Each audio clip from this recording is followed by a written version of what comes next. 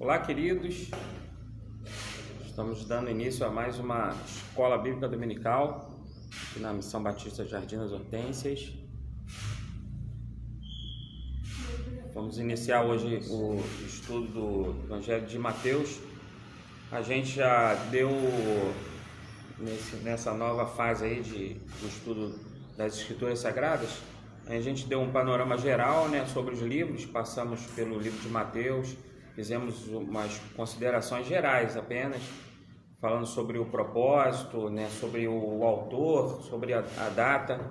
E agora, mais especificamente, a gente vai falar, ficar aí algumas semanas falando sobre o Evangelho de Mateus. Ok? Então a gente vai entrar no capítulo 1. Mas primeiro vamos orar, pedir para Deus Deus abençoar esse domingo, esse dia. Se você está acompanhando, feche os seus olhos, vamos agradecer ao Senhor. Senhor, muito obrigado por esse domingo. Nós pedimos a Tua presença, no nosso meio, a Tua proteção, a Tua provisão. Entregamos as nossas ações, nossas atitudes todas nas Tuas mãos, que o Senhor possa nos guiar.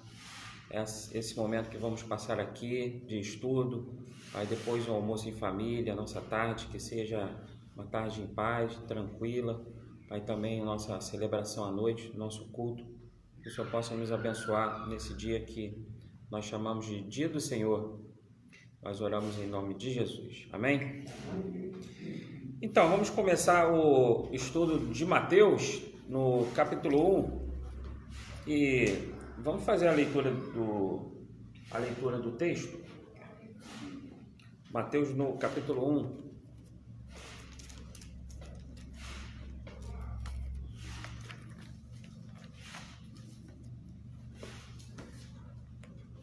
Genealogia de Mateus? Isso. Vamos ler a parte justamente da genealogia, e aí a gente dá uma pausa. Quem gosta de estudar genealogia aí? Coisa boa, né? Ou você é daqueles que, quando vai lendo a Bíblia, você vai lendo, e quando chega em genealogia você pula.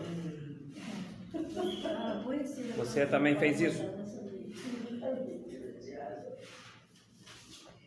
Vai ficar falando desse nome esquisito.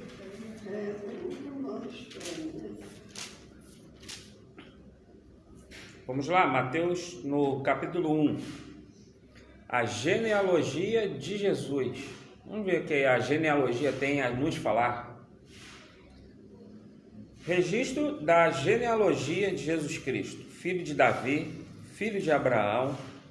Abraão gerou Isaac, Isaac gerou Jacó, Jacó gerou Judá e seus irmãos, Judá gerou Pérez e Zerá, cuja mãe foi Tamar. Pérez gerou Esrom, Esrom gerou Arão, Arão gerou Aminadab, Aminadab gerou Nasson, Nasson gerou Salmão, Salmão gerou Boaz, cuja mãe foi Raabe, Boaz gerou Obed, cuja mãe foi Rute, Obed gerou Jessé, Jessé gerou Davi, Davi gerou Salomão, cuja mãe tinha sido mulher de Urias, Salomão gerou Roboão, Roboão gerou Abias, Abias gerou Asa, Asa gerou Josafá, Josafá gerou Jorão, Jorão gerou Uzias, Uzias gerou Jotão, Jotão gerou Acais, Acais gerou Ezequias, Ezequias gerou Manassés, Manassés gerou Amon, Amon gerou Josias, Josias gerou Jeconias e seus irmãos no tempo do exílio da Babilônia. Depois do exílio da Babilônia, Jeconias gerou Salatiel, Salatiel gerou Zorobabel, Zorobabel gerou Abiúde, Abiúde gerou Eliaquim, Eliaquim gerou Azor, Azor gerou Sadoc, Sadoc gerou Aquim, Aquim gerou Eliúde, Eliúde gerou Eleazar, Eleazar gerou Matã, Matã gerou Jacó, Jacó gerou José, marido de Maria, da qual nasceu Jesus, que é chamado Cristo. Assim, ao todo, houve 14 gerações de Abraão a Davi, 14 de Davi até o exílio da Babilônia e 14 até Cristo. Gravaram os nomes? Desde que eu sou pequenininha. Imagina, né, irmãos? Você tem um amigo assim, um amigo acabou de se converter, aí você fala para ele, lê o livro de Mateus, o Novo Testamento. Aí ele pega o Novo Testamento, né? Aí ele começa a ler genealogia e já dá uma desanimada. Aí ele fala, não vou ler mais não, né? Então, normalmente você vai discipular alguém, você lê o livro de João, né? Porque há um propósito, quando o Mateus ele começa a escrever pela genealogia, ele tinha um propósito nisso. Há importância em as genealogias estarem na Bíblia, em Mateus, em Lucas. Como vocês me deram essa Bíblia cronológica aqui, ó. Então, na mesma página aqui, está em sequência a de Mateus e a de Lucas, né? Mas elas são diferentes, vocês sabiam? Sabiam, né? Ela tem diferença. Aí a gente vai ver por que tem diferença entre uma genealogia e outra. Mas as genealogias, ela tem algumas coisas que são importantes para nós. Então elas estão entre algum... Opa, não é para mim não, né? Elas estão lá no Antigo Testamento, então estão também aqui no Novo, né? Há duas razões para que os judeus eles falem sobre genealogia, as duas razões principais. Os judeus eles tinham um costume de, primeiramente, por causa das terras, né? Vocês lembram lá quando a terra foi dividida, quando Josué entrou na terra prometida com as 12 tribos de Israel? Acabamos de estudar Gênesis, né? Você lembra quando eles estavam preparados para entrar na terra prometida? A terra de Canaã, que foi dada por herança por Deus ao povo de Israel, ela foi dividida por tribos. Estão lembrados? 12 tribos. 12 tribos. Certo? Então, ao longo do tempo, então não existia cartório naquela época, não existia RGI, né? Como hoje tem. E então o registro, muitos iam no templo, já na época de Jesus, iam no templo, consultavam lá sobre a genealogia da pessoa para saber quem era, de que família ele era, de qual tribo ele era, qual terra que ele pertencia, né? Então essa é uma razão importante. A genealogia passava a mostrar de que família a pessoa era e os direitos que ela tinha, de qual posse ela tinha direito, né? Mas outro motivo também muito importante era para saber a linhagem do Messias, né? Porque o Messias ele tinha uma linhagem real, né? Existiam muitas profecias que falavam de que descendência viria o Messias. Estão lembrados? De onde viria o Messias de Israel? De qual tribo? Judá. Da tribo de Judá. Exatamente. Então, havia muitas profecias no Antigo Testamento. É o leão da tribo de Judá, né? Ele é raiz de Davi, então ele viria de Davi. Então, quando aparecia lá alguém, um louco, ou alguém se candidatando a Messias, né, dizendo, eu sou o Messias, eles iam lá na genealogia daquela pessoa que estava dizendo que era Messias, para ver se realmente ele vinha da linhagem de Davi, se era da linhagem de Judá, para ver se tinha a linhagem messiânica, né? Vocês estão lembrados do que significa a palavra Messias, né? Messias. Eu vou explicar um pouco essa questão de Messias, do Cristo que era esperado, porque o povo de Israel, eles aguardavam um Messias, certo? O Antigo Testamento prometia que o Messias viria, o Salvador viria. Mas tem muita gente, vou fazer uma pergunta, né? Então presta atenção. Muita gente não sabe a diferença de Messias para Cristo. Quem pode me explicar aí? Quem quer arriscar? Qual a diferença entre a palavra Messias e a palavra Cristo? Era porque ele era judeu, né? Hã? Ele era judeu. Era da tribo de Judá, né? O Messias era o Salvador. E Cristo? O Cristo não era judeu? Cristo era judeu. Ungido, aí a Net já acertou o significado aí. A palavra Messias significa ungido. E a palavra Cristo? Mestre? Rabi? Não, não é mestre, né? É quase, mas tenta mais um, Net. Tá aí? Também significa ungido. Porque foi uma pegadinha, tá? A palavra Messias significa ungido, mas ela é uma palavra hebraica. E a palavra Cristo foi a tradução de Messias para o grego. Então, Cristo, mesma coisa, exatamente. Então, não tem, eu perguntei qual a diferença, mas não tem diferença, né? Só que quando você fala para alguém que não é judeu, né? Hoje a gente sabe, porque a gente já conhece a história, mas quando se falava entre os não-judeus, entre os gentios, sobre o Cristo, eles não conheciam como os judeus conheciam a palavra Messias, né? Todo aquele contexto, porque eles conheciam todas as profecias e sabia que realmente o que significava. Então, o Messias, quando a gente fala em Messias, está falando de ungido. Tá falando quando fala de Cristo ou Messias, está falando do ungido. Então, o que significa o ungido? Não é que hoje as pessoas falam assim, recebeu uma unção, né? Ou então, fala assim, alguém vem pregar, aí alguém comenta assim, poxa, essa palavra do pastor hoje foi muito ungida, não foi? Forte.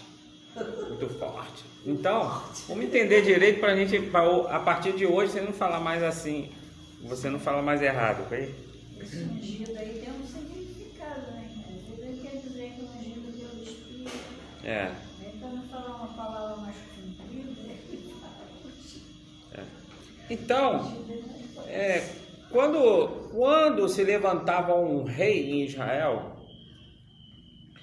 ou um sacerdote, ou um profeta, né? Quando um rei morria, ou quando um rei ia consagrar assim, alguém, quando ia dar uma posição de profeta, de sacerdote. Vocês já assistiram aqueles filmes antigos de quando um rei chamava alguém para ser consagrado, né? E ele colocava, a pessoa ficava assim de joelho e o sacerdote pegava a espada, né? O príncipe, quando ia virar rei, né? Pegava a espada e o que ele fazia? Encostava a espada assim na cabeça, né? E no lado direito, no lado esquerdo do ombro, e a partir daquele momento ele estava se tornando um rei, né?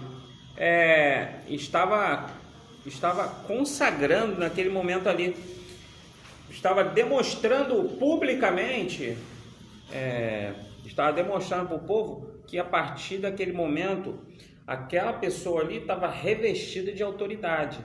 Então esse era um simbolismo, né? O povo de Israel, eles quando eles iam consagrar alguém, um profeta ou um rei, eles tinham também uma maneira simbólica de demonstrar para o povo. Eles pegavam a pessoa e como é que eles faziam? Faziam com a espada? Não. Eles pegavam o quê? Para derramar na pessoa. azeite, né? Um óleo, né? Lembra quando Davi foi ungido, o Samuel foi lá na casa de Jessé e depois que passou todos os filhos, aí chegou Davi, e no final diz que Deus falou, é esse. Então ele pega o óleo, derrama na cabeça de Davi. Ali ele estava dizendo para Davi que ele seria rei de Israel. Então Israel tinha essa maneira diferente. Ele derrubava o óleo na cabeça do candidato a rei de Israel. Então daí surgiu a palavra ungido, né? O Davi foi ungido.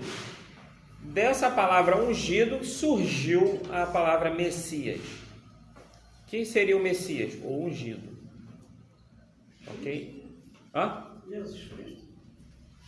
O ungido que eles estavam esperando era o Messias. Eles estavam esperando.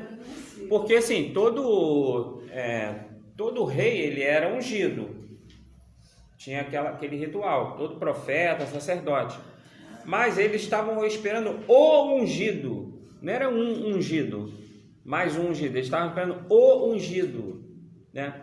O ungido por Deus. Então, esse ungido que é a palavra Messias, esse Messias, eles estavam esperando, seria um rei, e aí várias profecias vinham falando, esse rei governaria com justiça, que salvaria Israel, e eles esperavam que ia libertar Israel de toda a escravidão, que ia governar Israel e todas as nações a partir de Israel. Então, eles sabiam que esse ungido, esse Messias, ele viria da linhagem de Davi. Por isso a genealogia é muito importante para o povo judeu. Não pule mais genealogia quando você estiver lendo a Bíblia. Eles sabiam que quem iria se assentar no trono como Messias viria da genealogia de Judá, e a profecia dizia que esse Messias ele ia governar para sempre, era a profecia. E Deus ainda prometeu que da descendência de Davi ele nunca ia retirar o trono de Judá, né? O de Israel ele foi sendo substituído, mas o de Judá sempre foi descendente de Davi, não é verdade? Então, esse derramar de óleo, ele tinha alguma coisa especial no óleo? Acho que não. Não tinha nada especial no óleo. Era um simbolismo, né? Mas o óleo mesmo não tinha nenhum poder místico. Não tinha nenhum poder milagroso, né? Era derramado como para simbolizar que estava, e para mostrar publicamente que aquela pessoa ali estava sendo revestida de autoridade. Mas o óleo em si não, né? Tipo uma cerimônia, exatamente. O óleo em si não tinha poder, não tinha, nunca teve, nem tem agora também, né? Então, o pessoal fica derramando óleo aí. Isso que eu ia falar. O óleo não tem poder nenhum em si, não tem poder nenhum. Ele é uma coisa simbólica que era usado, ok? Então essa palavra unção, que ela é muito usada hoje, né? Inclusive nas músicas, né? Tem muita palavra que tem a unção, derrama a unção. Era Então, isso que eu ia falar. Então muitas igrejas que usam o óleo como dá para os membros, como se fosse o poder de uma cura, e as pessoas levam para casa para colocar em mascaro, em dores. Isso aí é uma idolatria, então, né? Porque o óleo em si não tem valor nenhum, então eles mudam as pessoas por isso, né? não tem. Aquele copo d'água que bota lá na mesa. É a mesma coisa que copo d'água, galho de arruda, rosa em cima, rosa em cima da televisão, tudo a mesma mandinga. É muito comercial, porque o óleo é mais bonitinho e o óleo aparece lá no Antigo Testamento, aí parece que pode. Mas o óleo não tem nada de ungido. Você vai lá na loja, tem um balcão todo cheio de óleo que foi produzido ali no vidrinho, bonitinho, para você depois comprar e distribuir para a igreja. Antes disso aí, pastor, eu trabalhei na Santa Branca Clínica, e lá a faxineira era da Universal.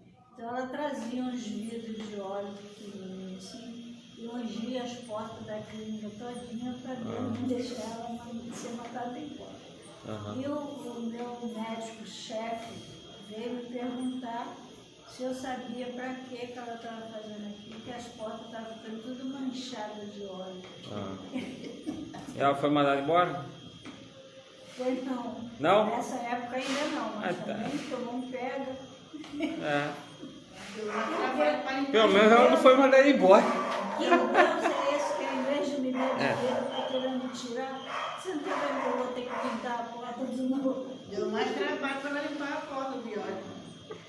Tá, então existe muita confusão nisso aí, né? Às vezes a pessoa fala, o culto hoje foi muito ungido.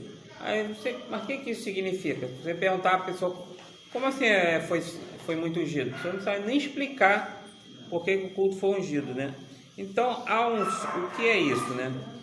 A unção na ideia moderna hoje, né? Em muitas igrejas aí,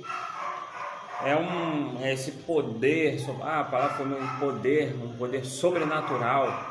Aí eu comecei a falar aqui, aí eu recebo uma unção, começo a fazer umas coisas estranhas, né? Aí vai ter gente que vai falar que eu estou ungido, né? Se eu começar a rodar aqui... Vai falar em mim, me rodar aí... Tá? Então, mas essa ideia não é bíblica, ok?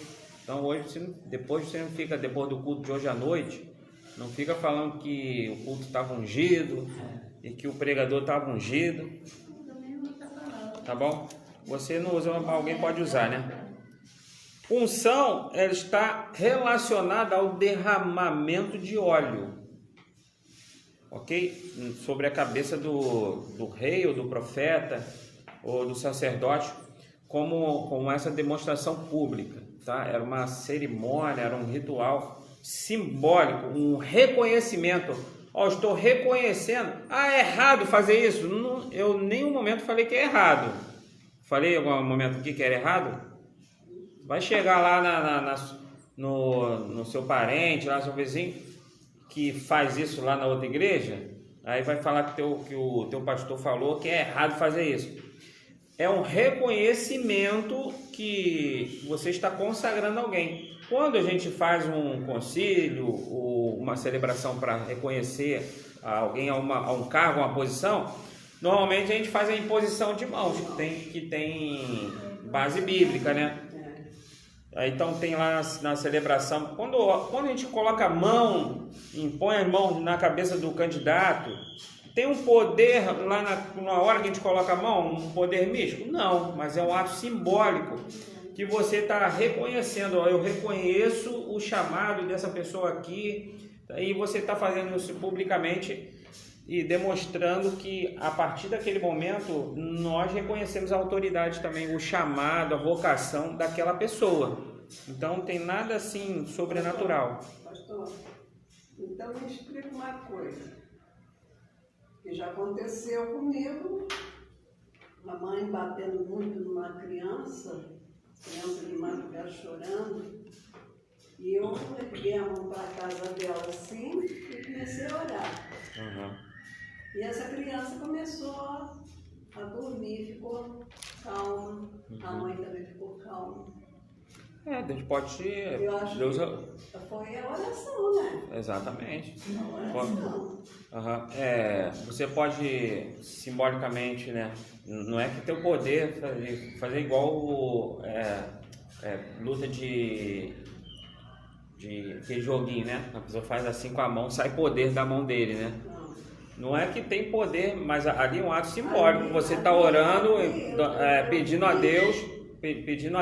Isso é mais... Eu fiz assim, essa... a casa da pessoa que estava... Já entendi.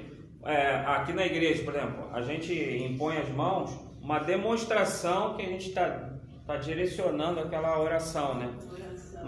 Mas não que aquele ato assim, aquele ato simbólico tem um poder em si, mas Deus está escutando as nossas orações. E não quer dizer que a pessoa que orou sem levantar as mãos, Deus não vai ouvir a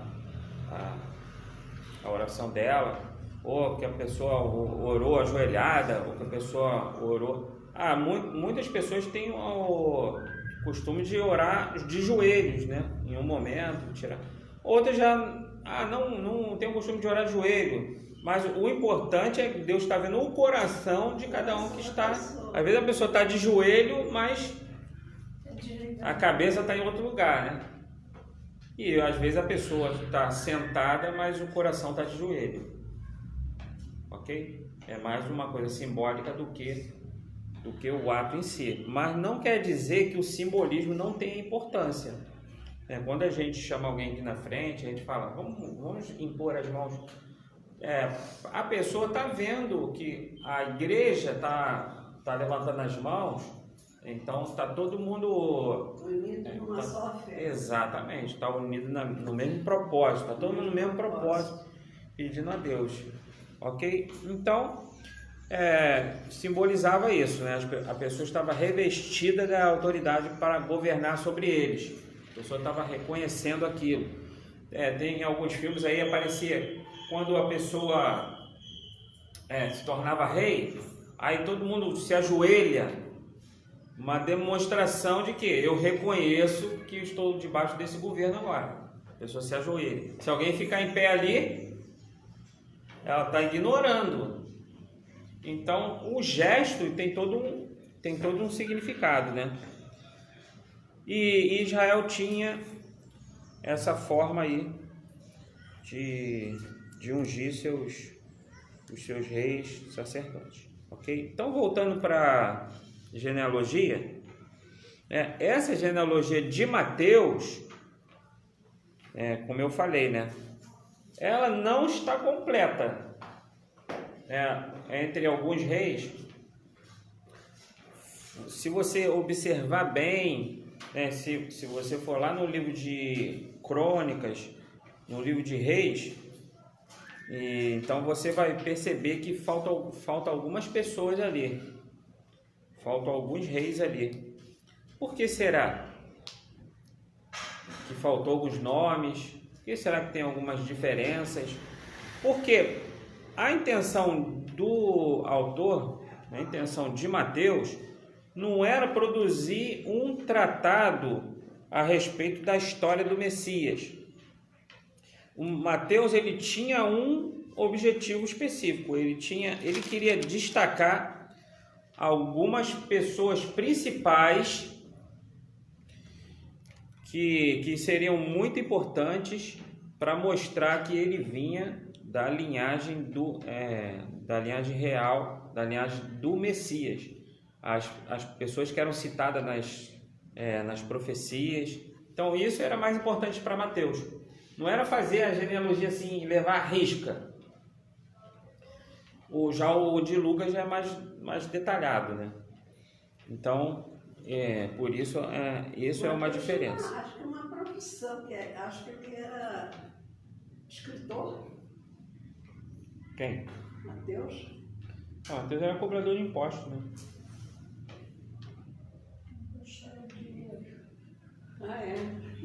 Agora estou lembrando esse livro.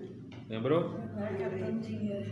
Catava dinheiro. Na verdade, o publicano, ele era judeu, mas ele trabalhava era contratado pelo Império Romano, né? O Império Romano tinha poder sobre Israel, né? Porque tinha dominado a força, né? E alguns judeus prestavam serviço para o Império Romano. E ele então prestava serviço cobrando impostos. Na verdade, ele era chamado de Levi, né? Então Jesus, quando passou com a multidão, ele diz: vem, me segue, larga tudo e me segue. Então Mateus largou tudo e seguiu Jesus, né? Ele roubava, né?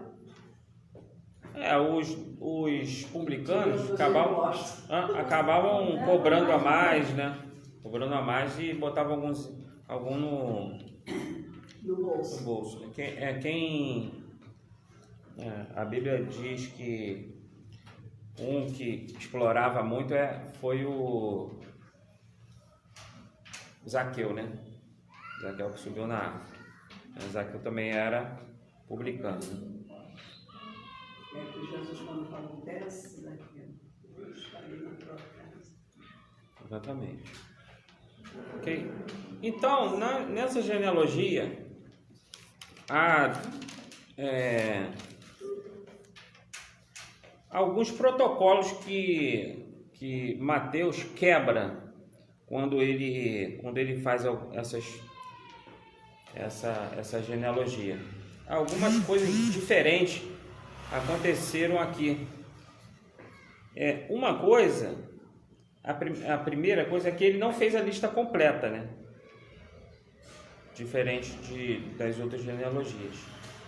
Por exemplo, ele não cita alguns reis. Entre Jorão e Josias, ele pulou o rei Acasias, Joás e Amazias. E estes 3 reis que ele pulou não eram reis perversos, não eram reis que fizeram coisas assim horríveis, não foram os piores reis que Israel teve, mas ele não citou, porque ele também achou que não tinha tanta importância assim, então ele não cita. E por outro lado, né, tem reis terríveis, reis horríveis, pessoas perversas como o rei Abias, o rei Amon, o rei Jeconias, foram reis que não agradaram a Deus e estava lá na linhagem. Eles não mereciam estar na linhagem do Messias, mas parecia que ele queria mostrar alguma coisa. Ele deixou de falar de alguns, mas ele colocou uns dos piores na genealogia. Até hoje acontece, às vezes em família, né? Uhum. Tem uns bonzinhos, tem outros que saem fora, né? Segue o caminho errado, né? Os reis? Não, digo que na nossa geração acontece isso aí. Uhum. Eu conheço famílias grandes. Minha mãe teve 9 filhos, outros teve 15 filhos, né? Uhum. Uns bonzinhos, outros só fazendo coisa sim. errada. Bom, outra coisa que Mateus também ele quebrou o protocolo é que ele cita o nome de 4 mulheres na genealogia. E não era comum colocar nome de mulher na genealogia, em genealogia nenhuma, né? E os judeus, eles não mencionavam, porque as mulheres não eram consideradas. Na época de Jesus, 3 anos antes de Jesus nascer, houve uma divisão entre os judeus. Surgiram 2 escolas rabínicas, né? 2 grandes escolas de interpretação bíblica, interpretação sobre o Antigo Testamento. E uma dessas escolas, elas defendiam que a mulher não tinha alma, não tinha espírito. A mulher não era considerada. Eles defendiam isso, que só o homem é que tinha um espírito. A outra escola dizia que tinha, né? Dizia que tinha, mas uma não. Ok? Nas famílias, quem é o cabeça da casa, da família, é o homem. Sempre foi o homem. Hoje em dia está tudo misturado, né? Mas aqui estavam defendendo que a mulher não tinha alma, né? Bom, as mulheres têm alma, certo? Vocês têm alma, né? Tá? Bom, Então, até aí alguma pergunta? Pode prosseguir? Então, o templo ele funcionava também como um cartório na época, porque não tinha cartório, não tinha onde nasceu um bebê, vou registrar, vou lá fazer certidão de nascimento. Então, aonde que ficava registrado? No templo. A pessoa queria saber de qual tribo que era, hein? Falando dos judeus. Ela ia lá no templo e ela pesquisava lá. Isso até o ano 70, ela podia ir lá no templo e consultar de qual família que ela era, de onde qual a terra que ela poderia ter posse, e tal, porque em 70 o templo foi destruído, né? E houve aquela guerra em Jerusalém, mas até ali as pessoas podiam consultar os seus ancestrais, consultar a sua descendência, para saber qual a sua tribo, né? E também para certificar. Na época de Jesus aparecia muitos messias, parecia, eu sou o Messias, eu sou o Messias, eu sou o Messias. Aí eles iam lá e vê desse cara aí a genealogia dele, e não, isso aí não é da tribo de Judá não, então não é o Messias. Então muitos fizeram isso também com Jesus, quando viram Jesus, vão lá ver qual a genealogia dele. E Mateus escreve a genealogia de Jesus. O que Mateus queria mostrar? Ele tinha uma geração, né? Que ele vinha da linhagem de Davi. de Davi, da linhagem de Judá. Que Mateus queria mostrar que ele cumpria as profecias do Antigo Testamento, as profecias dos profetas. Pastor, não posso fazer isso. Não nem nada aqui para falar, né? O meu falecido pai, quando minha mãe estava esperando o filho, ele dizia assim, tem que ser homem. Tem que ser homem. Não tinha esse negócio de saber antes não, né? Sim, sim. Aí quando eu nasceu 2 homens, depois quando eu nasci, ele disse assim, é menino ou menina? É uma menina. Não vou dar nome não. Seu pai? Meu pai. Aí eu já estava com 3 anos. Não tinha nome? Eu não tinha nome. Minha mãe me chamava de Aninha. Aninha, vem cá, Aninha. Aí, porque ele disse que mulher não precisava de nome. Só os homens. Aí eu fui crescendo. A minha mãe pegou e falou assim... Essa eu vou ter que até anotar essa história. Olá, Vai ter você tem que ir no cartório registrar a menina. Ela já está com 3 anos, já vai fazer 4. Aí sim, só se houver um milagre, porque você não vai me mandar eu botar nome nela. Aí a mamãe disse, olha, estava na época do Getúlio Vargas. A mãe disse assim, eu queria que esse presidente desse um abono para quem ganhasse filho, no instante a correr registrar para ganhar o quiãozinho dela. O menino parece que os anjos amém. Aí foi isso que aconteceu.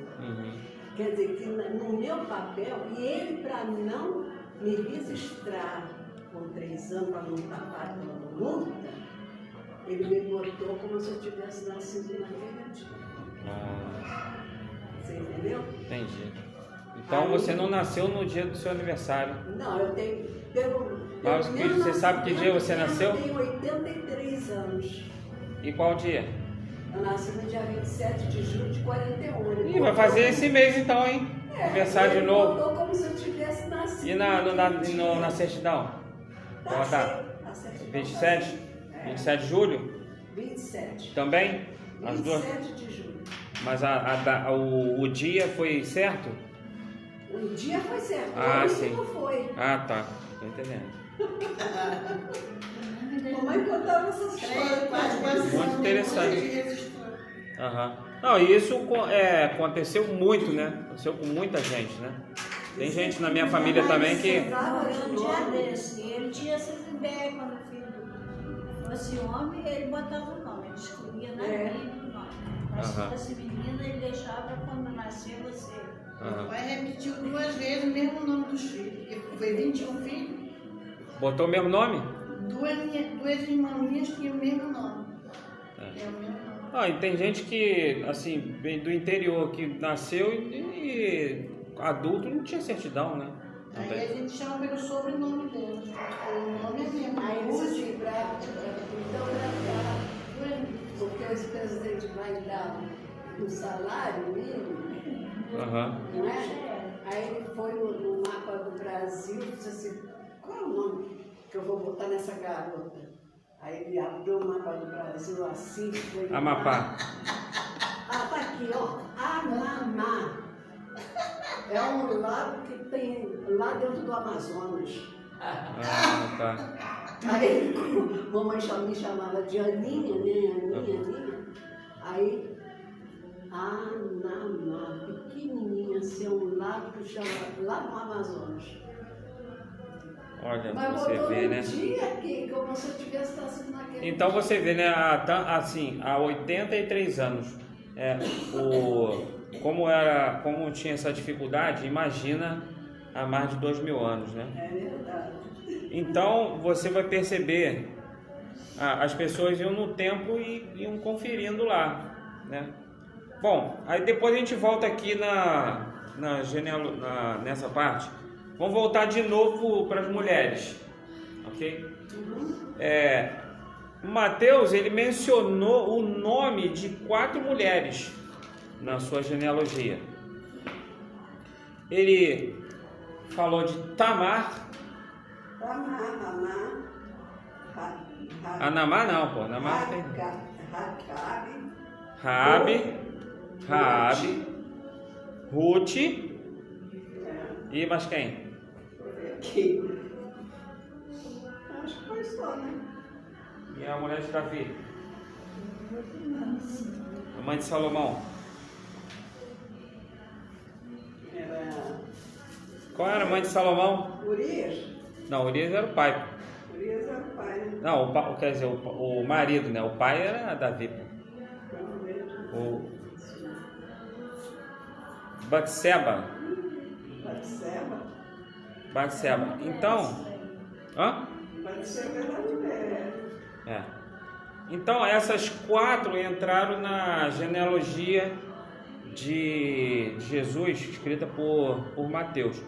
Dessas aqui, a Ruth, ela não era judia. A Ruth era moabita. Ela veio de Moabe, lembra, né? Com a sogra, né? Ela era de um povo, e o povo de Moabe sempre se opôs a Israel.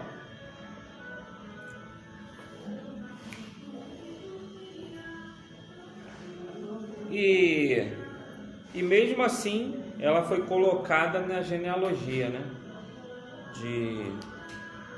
Então, aos olhos dos judeus, era inadequado colocar essa mulher na genealogia de Jesus.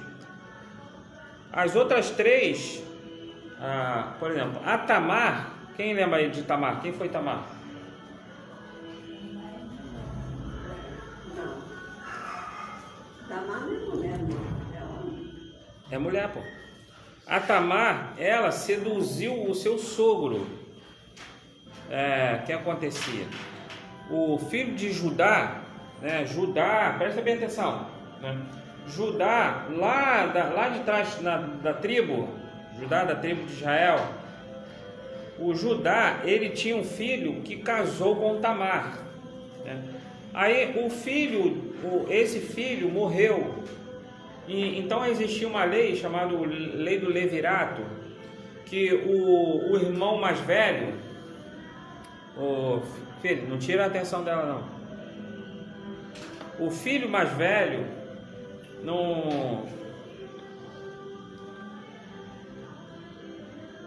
ele tinha que assumir a mulher do irmão. Então o que o irmão mais próximo, né, o mais velho, fez? Ele assumiu, mas não deu descendência.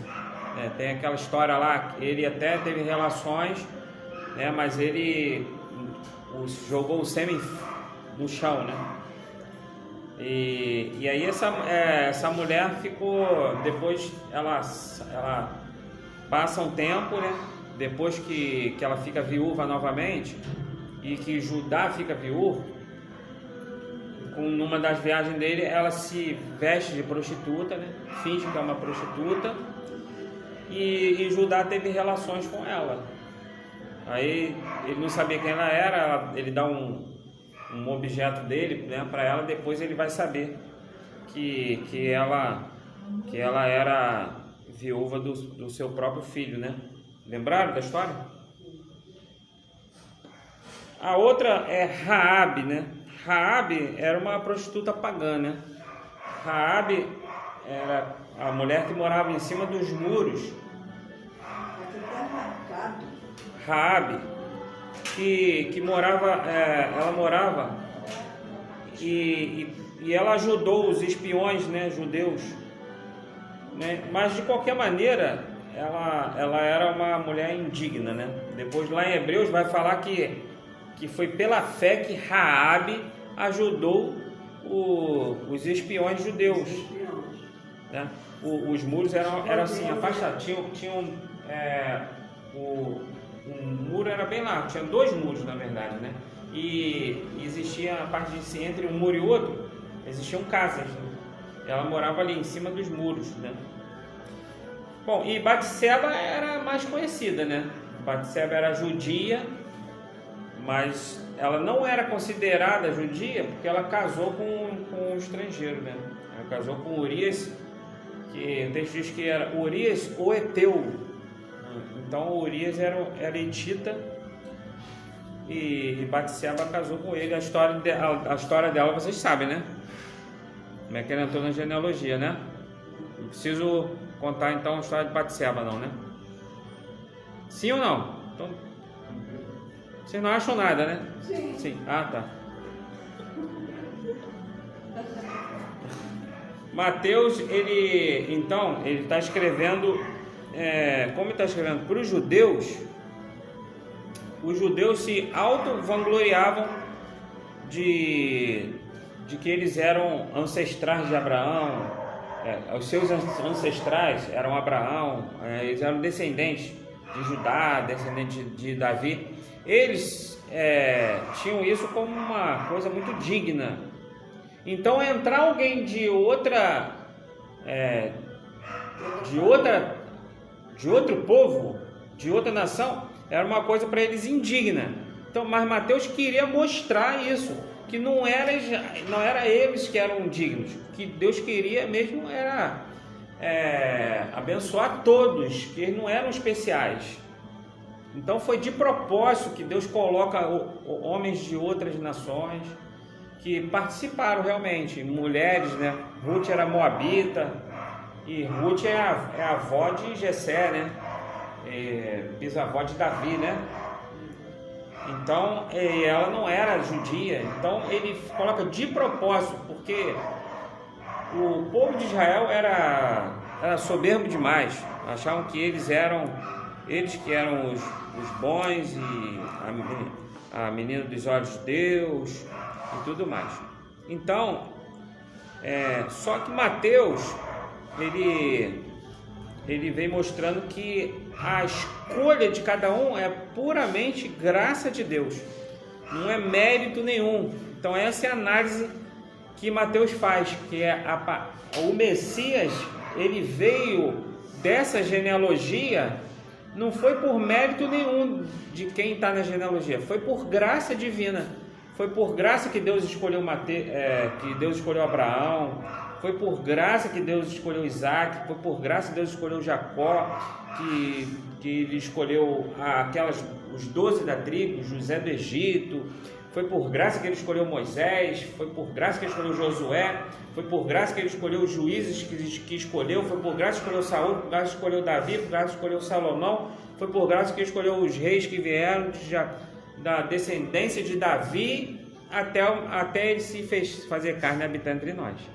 Não tem nada de especial em Abraão. Eu lembro uma vez que eu falei aqui, teve gente que pulou, que falou, não, Abraão era muito especial, Deus conheceu Lógico que Deus conhece o nosso coração, irmãos. Às vezes Deus escolhe você para alguma coisa. Aí você, quando Deus te escolhe, você se torna especial por causa da vocação que Deus te deu. Aí você responde positivamente. Mas se você não responder, Deus escolhe outro. É assim que funciona. Abraão tinha muito temor a Deus, né? Muita fé. Tinha muita fé. Mas vamos supor que Abraão não aceitasse quando Deus falou assim: Abraão, vai lá e leva teu filho para ser sacrificado. Ele falou: Deus não, de modo nenhum. Ele não ia ser chamado pai da fé. Então ele obedeceu. Imagina Moisés, quando Deus apareceu lá na sarça ardente. Teve que aparecer numa sarça ardente para ele aceitar, né? Aí ele diz: vai lá e fala com o faraó. Imagina se Moisés falar assim: eu não vou não vou. Ele escolheu outro. Mas o Abraão, ele era líder do povo dele, e ele levava a palavra de Jesus para o povo, e o povo respeitava ele. Ele era especial. Não, pela vida dele, por tudo que ele fez e passou, as aprovações que deu Deus para ele, tudo que ele passou na vida, para mim, o que eu conheci. Ele se tornou especial. Se tornou, mas ele era especial para mim. Não, por causa da escolha, não. Obediência também. Não, conforme Deus foi escolhendo, Deus escolheu ele no meio da família dele, mas o que é especial foi a presença de Deus na vida dele, o chamado dele foi especial, e ele respondeu positivamente. Então ele creu em Deus. Quando ele levou o filho, aí confirmou ali, por causa do que ele fez, ele creu em Deus, isso foi imputado por justiça, ele passou a ser o pai da fé. Mas ele podia ter negado também, e se ele negasse, Deus escolheria outro. Então o fato o especial em Abraão foi porque ele foi aceitando o chamado de Deus, não que ele era mais especial do que os outros. Jacó não era mais especial, porque Jacó era enganador. Jacó enganou o irmão, depois enganou o pai, junto com a mãe, enganou o tio, enganou a mulher. Depois Deus luta com ele, depois que ele se volta para Deus. Mas foi a obra de Deus na vida dele, foi por graça, não foi por mérito. Então não tem mérito nenhum em Abraão, em Jacó, em Isaac. Não tem mérito nenhum. Não, você pode olhar uma pessoa hoje da igreja e falar: essa pessoa é muito especial, mas é especial por causa da presença de Deus. Não é porque a pessoa é especial, porque é o líder da igreja, porque é isso, porque é aquilo. Então, o especial, e é isso que a Bíblia está mostrando, isso que o Mateus está mostrando, não é a linhagem de Israel que é especial, não é Israel que é especial. Ele está mostrando, na genealogia tem gente que não era de Israel, que não era judeu, e que a mulher também tinha sua importância. Então ele está querendo quebrar esses protocolos aí, ok? Quando Moisés foi chamado, ele tinha a opção de dizer sim e dizer não. Ele tinha essa opção, sim ou não? Quando Abraão foi chamado, ele tinha a opção de negar, de não levar o filho para sacrificar? Tinha, como a gente tem uma opção na vida. Tinha opção, senão seria um robozinho. Obedecer Deus ou não. Então foi especial porque ele obedeceu. Ele obedeceu, né? Ele não era especial. Ele temia a Deus, né? Ele temia muito a Deus. Ok? Deixa eu ver onde eu parei. Então, Mateus está querendo quebrar esse protocolo, quebrar esse orgulho do povo de Israel, que o povo de Israel era muito orgulhoso. Então, ele está fazendo essa análise aí, que é a graça de Deus, que é importante. Quando ele cita Raabe para falar sobre a genealogia, ele está citando uma prostituta. Aí isso aí era um escândalo, para o judeu era um escândalo. Mas lá em Hebreus diz que foi pela fé que Raabe aceitou esconder os espias lá. Então a gente aceita, porque lá em Hebreus está falando que ela teve fé, né? E Ela jogou uma corda na coisa. exatamente. E lá em Efésios, no 2, diz que a fé é um dom especial de Deus. Efésios 2:8. A fé é Deus que nos dá a fé. Então a obra primeiro é de Deus, a obra é toda de Deus. A nossa parte é responder, é dizer sim para Deus. Mas Deus que coloca a fé, a Bíblia diz que Ele é autor e consumador da fé. Então Ele é que dá a fé. A pessoa diz sim para a fé e aí sim a história muda. Nós respondemos positivamente. Ok? Então a outra parte é que existia diferença entre as duas genealogias. Se você ler a genealogia de Lucas, ela está diferente. Você lê a genealogia de Mateus, ela é outra. E agora? Como nós vamos explicar isso? A Bíblia se contradiz, porque a gente tem que dar alguma resposta, alguma solução, porque os céticos, eles vão aproveitar, os liberais, né, os teólogos liberais, eles vão olhar para a Bíblia e eles vão dizer, não, a Bíblia contém contradição. A Bíblia contém erros, porque como pode ter duas genealogias diferentes? Mas isso aí não é mentira, né? Que a Bíblia foi escrita pelo homem, né? A Bíblia foi escrita o homem... Mas o que não é mentira? Que ela contém erros ou contradições? Coisas que não é tudo aquilo que fala. Mas o que não é mentira? Não entendi o que você quer dizer. Eu disse, a gente tem que dar uma solução que a Bíblia não tem contradição. Você acha que tem contradição? Eu acho que tem. Porque qual contradição? Cita uma. Porque, por exemplo, cada pastor prega uma Bíblia diferente. Ele Não, mas qual é a contradição? Você lê uma coisa na Bíblia, um texto. Sim.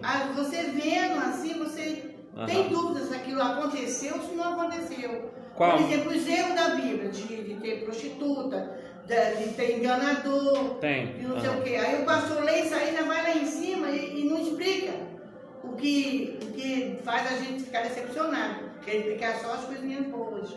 Entendeu? Não entendi. Que, por exemplo, a Bíblia diz que Raabe foi prostituta. Está escrito. Se uma pessoa falar, não, Raabe não foi prostituta, ele está mentindo. Pô.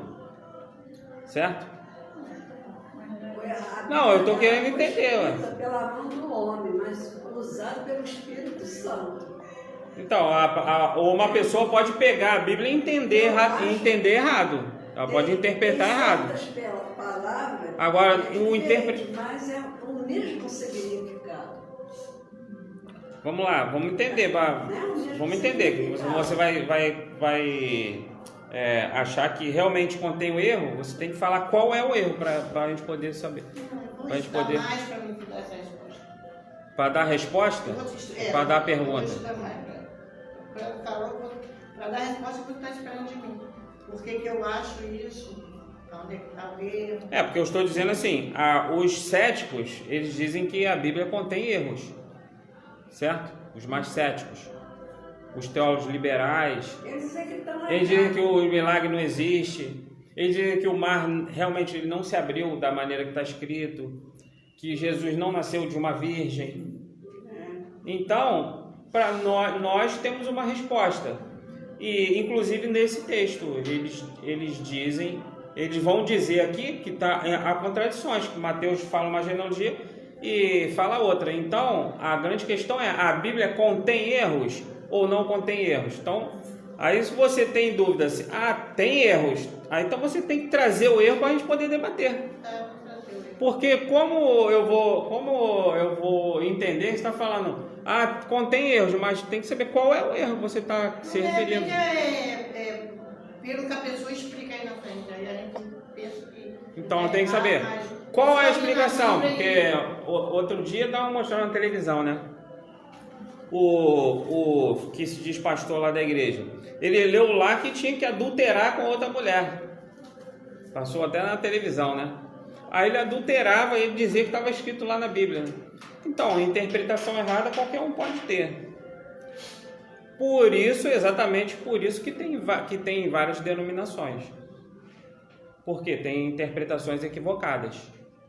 Mas o significado às vezes dá muito O texto só existe um significado. Agora, há interpretações diferentes, realmente. Agora há diferença entre uma igreja e outra? Por quê? Porque há deturpações na interpretação. Há interpretações erradas. Isso daí realmente é verdade. Um pregador diz uma coisa, outro pregador diz outra. Claro, porque um interpreta errado, pô. Interpreta errado. O Espírito Santo, a pessoa recebe o Espírito Santo no momento da conversão ou depois, quando ela vai buscando, quando ela fala em línguas? Uns vão falar que é quando fala em línguas, mas isso não tem base bíblica. Aí você tem que ir lá na Bíblia e estudar qual a definição, quando o Espírito Santo passa a habitar na pessoa. Não é quando ela fala em línguas. Senão grandes homens de Deus do passado não falaram em línguas. Alguém já viu Billy Graham falar em línguas? Alguém viu Pastor Valdemir falar em línguas? Então, tem muitos homens aí que não foram batizados com o Espírito Santo. Então, há grande diferença. A gente podia ficar falando aqui em diferenças entre uma igreja e outra. Tem diferenças porque há interpretações erradas.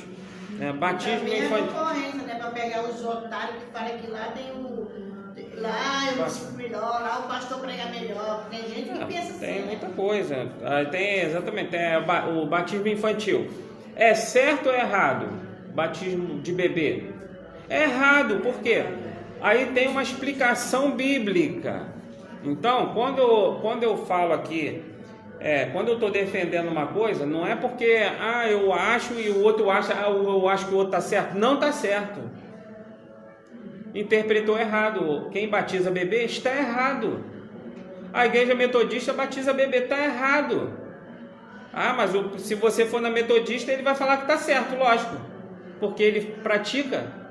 Mas você tem que entender qual a base bíblica, a autoridade de quem está ensinando. A fonte de autoridade é a Bíblia. A fonte de autoridade não é o pregador, é a base bíblica. Então você tem que entender por que está fazendo aquilo ali. Criança não sabe. Não tem consciência. Bebê não sabe dar ler. Então citando sobre o batismo. O batismo ele tem um significado. Qual o significado? Uma demonstração pública da sua fé, aquilo que já aconteceu na consciência da pessoa, agora está demonstrando publicamente. Não pode ser feito por criança. Então na outra igreja é diferente. Outro pregador fala diferente. Ele está equivocado. E ponto final. Claudinho Maciel até deu o testemunho dele aí no dia que ele veio cantar, que ele estava fazendo culto materno em casa e a filha dele se converteu. Na hora que ele estava fazendo o culto, a filha dele se converteu. A filha de 10 anos, eu acho. 10 anos. Então, voltando aqui para o texto, o que é um cético? O cético é um que não tem fé, né? Que ele quer ver para poder acreditar. Então, ele vai falar assim, por que Lucas e Mateus têm uma genealogia errada? Em Mateus capítulo 1, 15 e 16, e em Lucas 3, 23 e 24, a gente vai perceber uma diferença muito estranha. Então, vamos tentar entender, para a gente entender que não existe contradição bíblica, ok? Não existe, porque até agora eu creio que não existe contradição e erro na Bíblia. Até hoje eu acredito que não existe. Se você depois, estudando, achar lá uma contradição, aí você traz para a gente poder discutir, tá ok? Então vamos ler lá Mateus capítulo 1, verso 15. Eliúde gerou Eleazar. Eleazar gerou Matã. Matã gerou Jacó. Jacó gerou José, marido de Maria, da qual nasceu Jesus. Todo mundo acompanhando aí? Então vamos lá em Lucas. Aqui observa que antes de você mudar, está mudando aí, mas segura, tá? Segura o de Mateus com o outro dedo. Aqui no texto de Mateus, Jacó gerou José, da qual nasceu Jesus. Observa quem gerou José. Quem gerou José?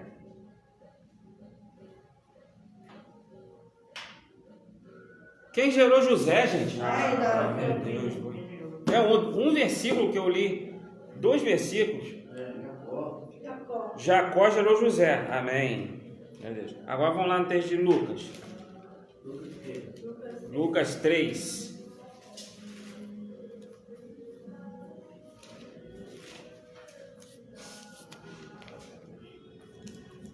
Você já me conhece, né? Sabe?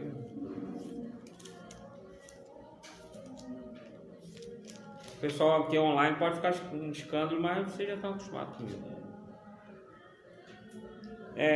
Verso 23, vamos lá? Jesus tinha cerca de 30 anos de idade quando começou o seu ministério.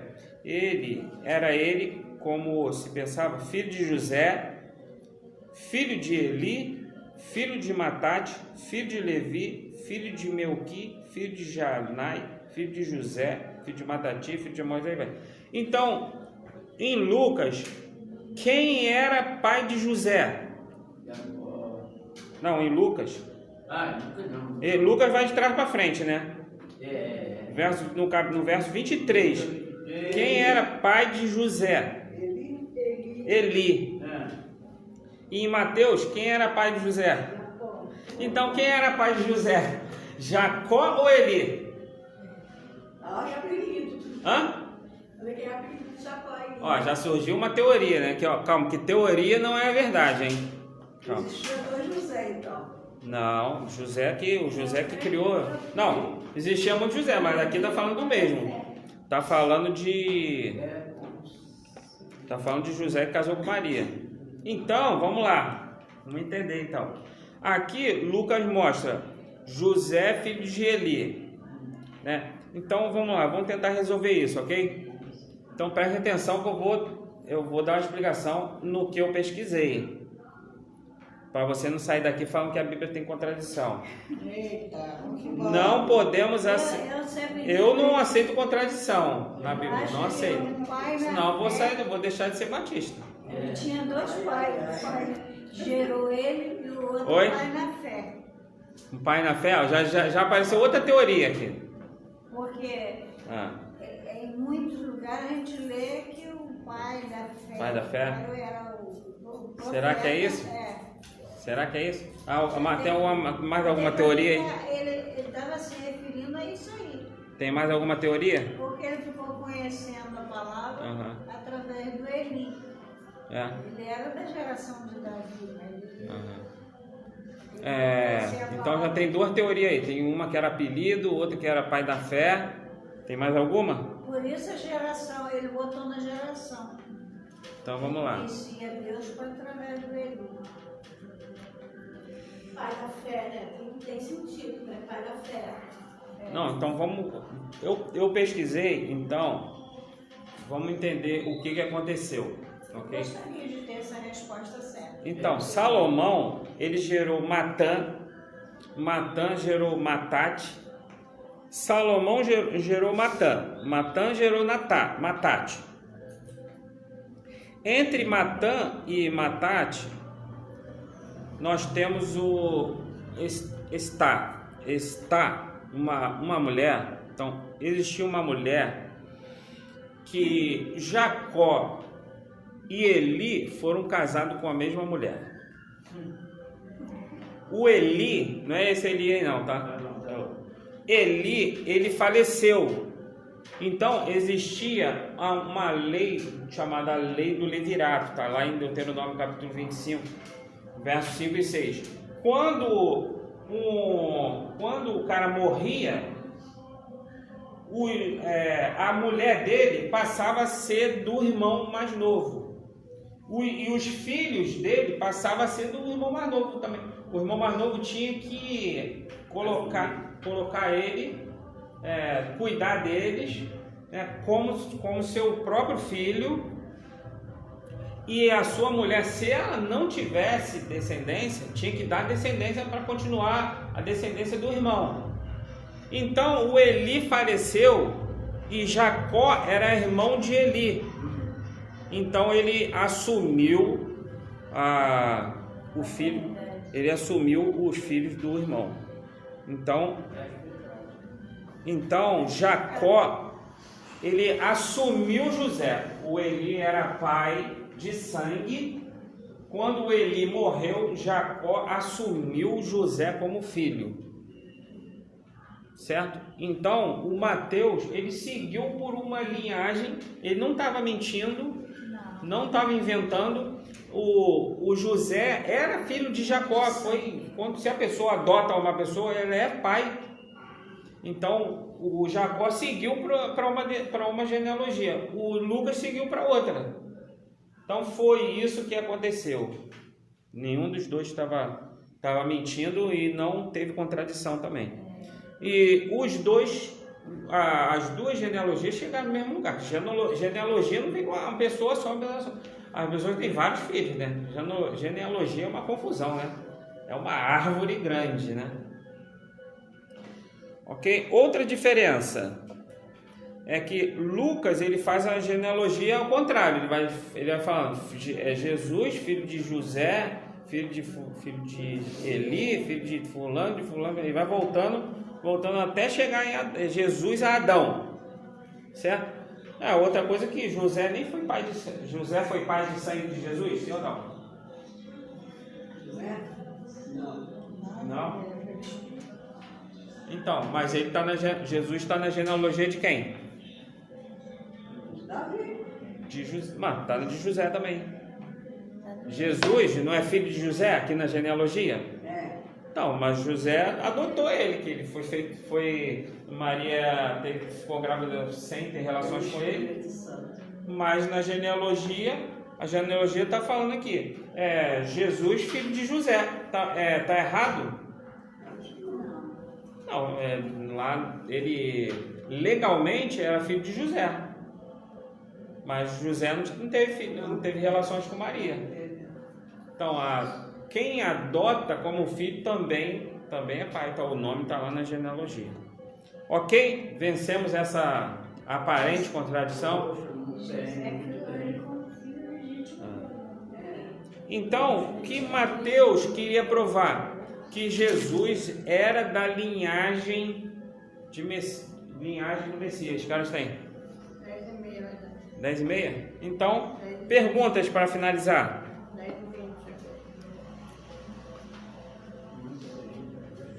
Então, resumindo para finalizar, resumindo tudo, o que Mateus quer provar é que a genealogia de Jesus, ela depende da graça de Deus. Ninguém é digno de estar nessa genealogia. Ninguém é merecedor, como nós também não somos merecedores de nada. Hoje vamos cear, ninguém é digno da ceia. Examinar cada um a si mesmo e participar, porque nós não somos dignos. E nenhum que aparece na genealogia é digno.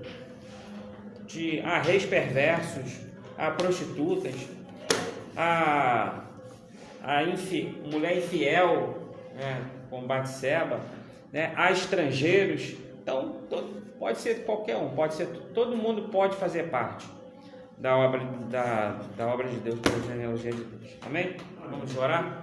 Senhor, muito obrigado, Pai, pela Tua palavra, que é verdadeira, Pai, que é fiel, que é a nossa regra de fé, de conduta.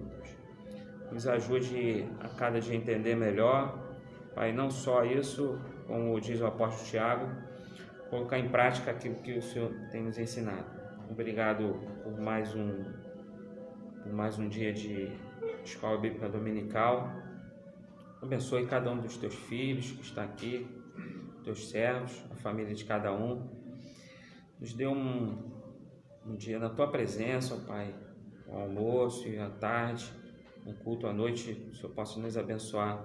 Nós oramos assim, não por nossos méritos, mas nos méritos do nosso Senhor e Salvador Jesus. Amém? Amém.